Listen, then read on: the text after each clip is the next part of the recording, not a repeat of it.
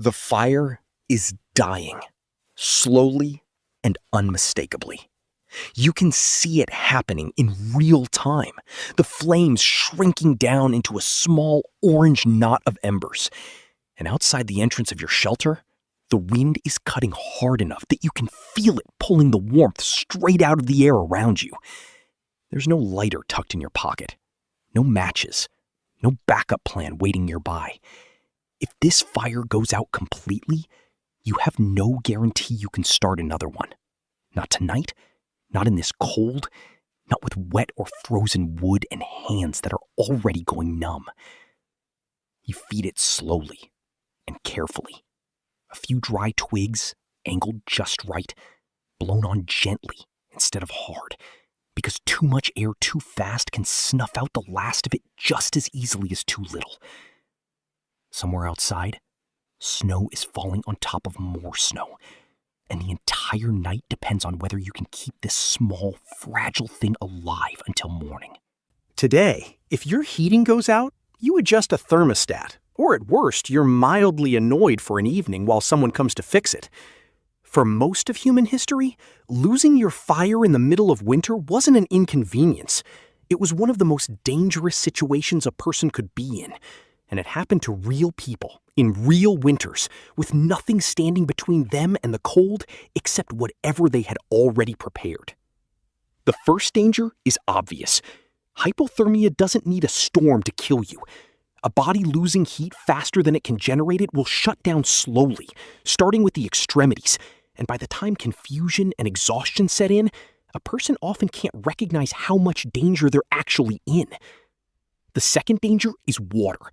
In deep winter, rivers and lakes freeze solid, and without fire to melt snow or ice, dehydration becomes a real threat even while you're surrounded by frozen water in every direction. The third danger is food.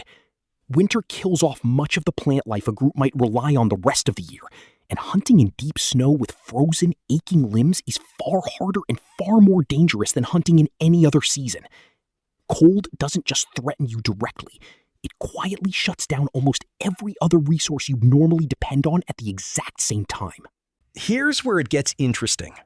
Ancient humans didn't treat fire as something you simply made whenever you needed it.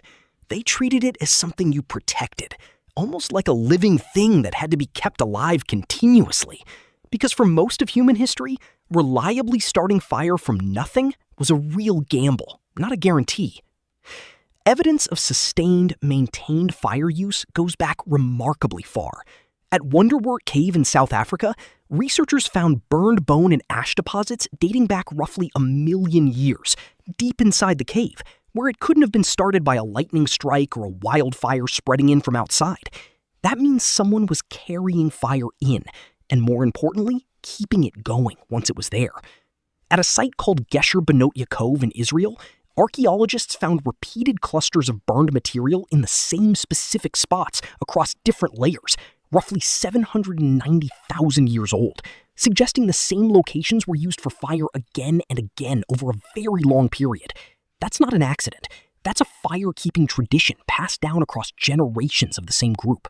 The distinction that mattered most wasn't starting fire. It was never letting it die in the first place. Groups developed the practice of carrying embers between camps, packed carefully inside protective material that could smolder for hours without bursting into open flame. Tinder fungus, a hard woody growth found on certain trees, was ideal for this, because once lit, it could hold a slow, glowing burn for an extraordinarily long time. When researchers examined the gear carried by Ötzi the Iceman, the roughly 5,300-year-old frozen body found in the Alps, they found exactly this kind of fungus tucked into his equipment, alongside flint and iron pyrite for striking sparks.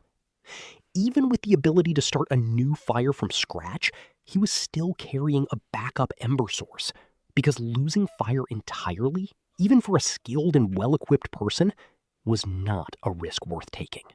Clothing tells its own story of adaptation.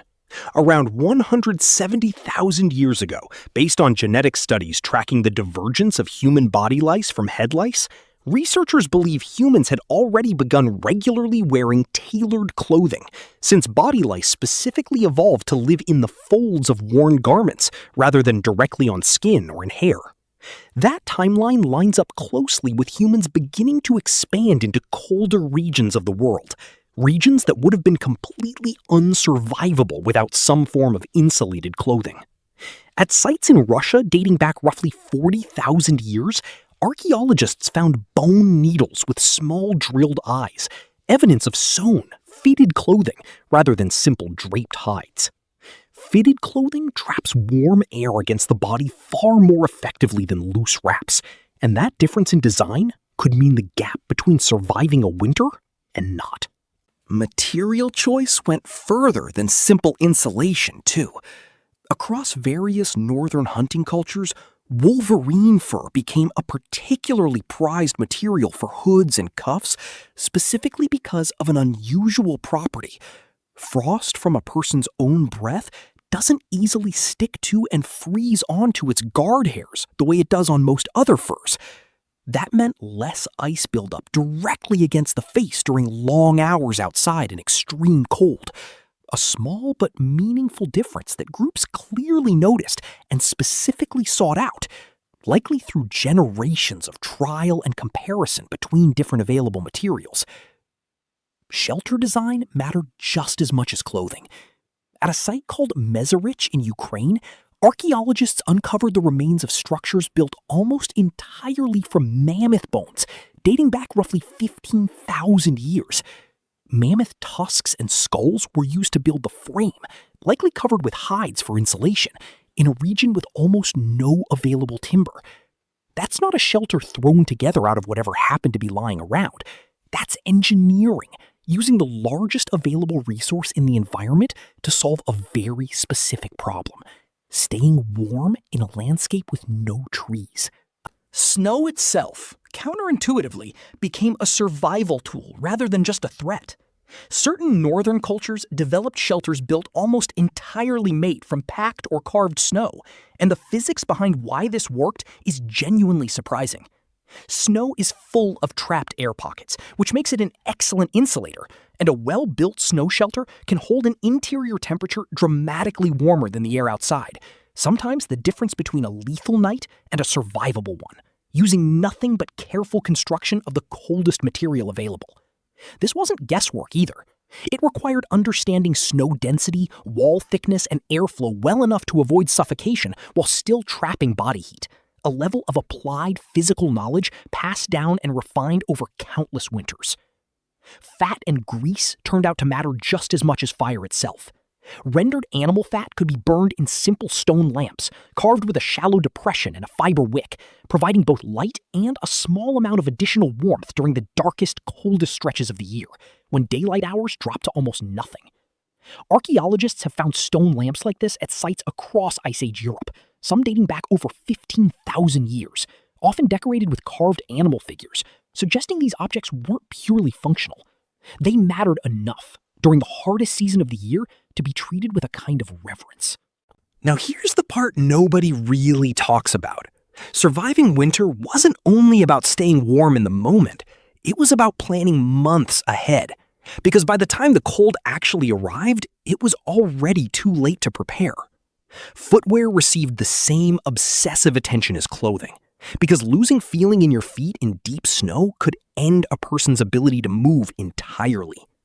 Ötzi the Iceman again offers a rare direct window into this, since his shoes were found remarkably intact.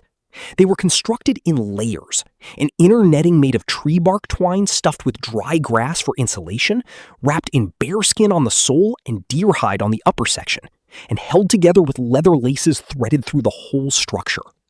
Modern researchers who reconstructed and tested replicas of these shoes reported that they performed comparably to some contemporary winter boots in terms of warmth, which is a remarkable thing to say about footwear built more than 5,000 years ago, with no rubber, no synthetic insulation, and no modern manufacturing at all. Seasonal movement was another layer of the strategy that would work differently depending on the environment. In some regions, groups moved towards specific sheltered valleys, caves, or south-facing rock overhangs as temperatures dropped. Locations that offered natural windbreaks and better sun exposure through the shortest days of the year. This wasn't random wandering. It required remembering, often across generations, exactly which locations had reliably worked in past winters, which sources of water stayed accessible longest, and which routes between summer and winter territory could still be traveled safely once the snow arrived. Food caching, storing surplus meat and plants in advance, shows up across cold climate archaeological sites again and again. In some regions, groups used naturally cold ground itself as a freezer, digging storage pits that stayed at a stable, near-freezing temperature well below the surface, keeping meat from spoiling for months at a time. This required forecasting an entire season's worth of need in advance, based purely on experience passed down from people who had survived previous winters and remembered exactly how bad things could get. Social cooperation mattered just as much as physical technology. Groups that spread out and competed with each other during the warmer months often consolidated into larger, more cooperative units for the winter, pooling stored food, shared shelter space, and fire-tending responsibilities across more people. Splitting the labor of survival across a larger group meant no single person had to carry the impossible burden of keeping a fire alive alone through an entire winter, night after night. It also meant knowledge could be shared. An older member of the group who remembered a brutal winter decades earlier could pass along exactly which strategies had worked and which hadn't, turning individual memory into collective insurance. So what did ancient humans actually do to survive winters without guaranteed fire-starting tools? They didn't rely on any single solution. They built redundancy into everything. They carried embers instead of trusting they could always start fresh flame. They sewed fitted clothing instead of wrapping loose hides. They engineered shelters out of whatever the landscape actually offered, even when that meant building a house out of mammoth bones. They cached food months in advance, based on hard-won memory of past winters, and they came together as larger, more cooperative groups exactly when the cold made survival hardest to manage alone. And the next time you casually bump your thermostat up 2 degrees without a second thought, remember that the entire idea of staying warm through winter without fear was something humans had to build piece by piece over hundreds of thousands of years, one carefully guarded ember, one sewn seam, one bone-framed shelter at a time. They didn't have a guarantee that fire would ever come back once it went out, but they built enough redundancy, enough shared knowledge, and enough quiet, stubborn preparation that winter, one of the oldest and most patient killers our species has ever faced, kept losing anyway. If you enjoy these kind of videos, leave a like, don't forget to subscribe to B&B, and hit that notification bell to keep you updated. See you on the next one.